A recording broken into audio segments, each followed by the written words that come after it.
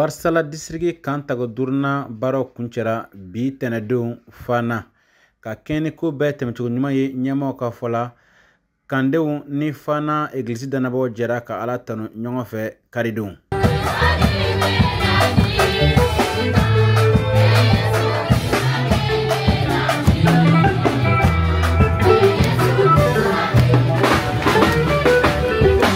mi ye fana eglise passer ale maseka ka nisonja dugu ambe folo ka foli di daba alama ka ala wale yimandon ala mi kan tiena ne dusukun ni so jalemba do ka foli seke antigi alama ka nemani aka kanu ya koso ala folen ko mbe kan ko labemba befo moko bulube kan labeni barala a chemana musuma mbe foli ke ube kele tiena uye bara minke amedala ala ye sara dibaye ko ala ka usara nga delikan yen uye kalaminu besoro ala ka udeme ka ubla barala akala nyinu fane niye kande ta fanfe la delikan kerenkerene mi membolo ka nyisi kande chemana musulman bela jelema uka kalam minu besoro la ufe tiena uka bla barala ukana to kalenga sunoko wala ukana kalenga fenye nu bora ya abana nga uka kalen bla barala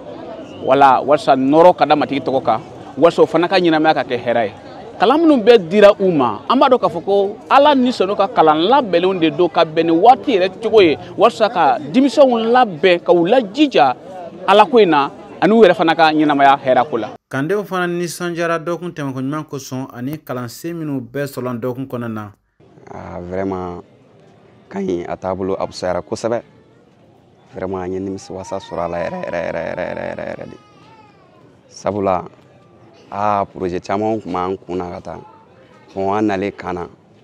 on a waliyalu sira irana na re de ko so ne mi wasa sura re wa ma don fana mo chama be ulu fana ni mi wasa sura akola sabula ko chamon man kuna bon aya yesisa anganga time sira minu fe pour que ka olu waliya ka keni matigi sawo on labele no tuguni kana alni kambe sanwere ni ala sonama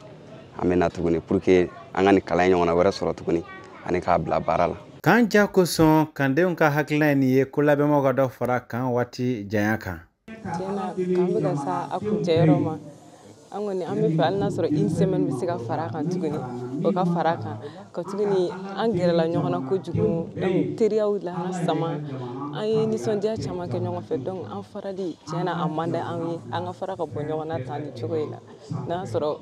nyimo bisika doore fara kan nga to ga ge 10 semaines abi janyi ko sebe awo kan ta bulu fe angoni kala mi soro tena a jarani ko sebe kala yeni bla miri ba fana la donc sanwere tani la bene do akama kana Warsala district kana ma kemeni bisa bonyongre la jera fana ni kan o hun konana mi e directeur ale ni sonjale na se wala betanya ka kuna fun chamadi awma ko buludalo be kunkan ni kaina ni anye kanta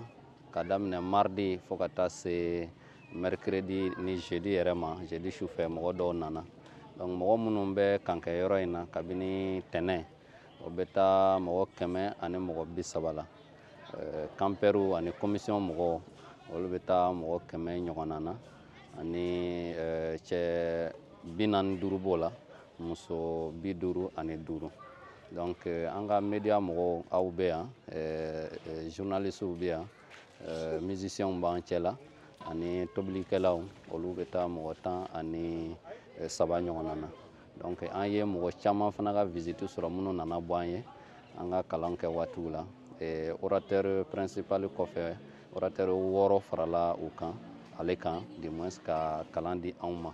ani mbesege akan anga thème principal no ye danamba sifi iga sekoni donko bla barala ani ka jidi oyoye ani o kalan konnana abe sifion dosu do kono fitini ni mumbu bolo uti jowla bo bla barala walsa ka se ka yirwa ani o kalan kofe an yesu temu wora usoro olu beni ale fana sirle no nyona olu kalan fana kofe activité misani chama be an yamuno ke ay kibar duma foke an ye joldi ke no kera chien folo e nyina ambe dala ko sanwo san namena kana ambe tanya o joldi bara fanana o ye activité kura ye mun ye dusu yɛrɛ tɔ don commission yɛrɛ fana kɔnɔna parce que u ye o jaabi ye ani a nafa fɛnɛ an y'o nafa fana dɔn donc an bɛ foli di ala ma ka foli di aw fana ma ka taa ɲɛ an ka laɲini ye nin ye kalan mun dira sifinw ma u ka se ka bila baara la ani aw minnu fana bɛ aw sigiyɔrɔw la n'aw sera ka dɔɔni sɔrɔ ni kalan na aw sigilen kana to ten a ye wuli aw k'aw cɛsiri fitinin mun b'aw bolo aw kana jɔ a la e ka fitinin ye wari de ye wa i ka fitinin ye dɔnko de ye wa i ka fitinin ye bololafɛn wɛrɛ ye wa commission mɔgɔ an bɛ u fo u ka yɛrɛ ye ci la u ye ci mun kɛ o y'u yɛrɛ ka ci de ye matigi bɛ dugawu ye kabini juin kalo n b'a fɔ ten baaraw daminɛna thème kow boliboliw réunion olu bɛɛ kɛra fo ka taa se bi ma ka na kan don ntɛnɛn fo sisan caman ma se ka sunɔgɔ ka fa dɔw yɛrɛ binna bana la sababu la mais olu bɛɛ ye yɛrɛ ye ciw de parce que u bɛ ka baara kɛ matigi de an bɛ ka fɛn o fɛn kɛ yan nɔ an bɛ ka bɛɛ kɛ matigi de donc mɔgɔ si tɛna sara la donc an bɛ u fo nka matigi de bɛ duba u ye an ta ye foli dɔrɔn de ye ka di ala ka duba an bɛɛ kelen kelen ye an bɛ an dama ala fo ka barikada a ka nɛɛma kosɔn dɔgɔkun tɛnkoɲuman kosɔn k'a ɲini a fɛ a ka kandenw bɛɛ mara ka se u ka denbayaw la hɛrɛ la ala ka san nataw kan yir'an na yesu kirisa tɔgɔ la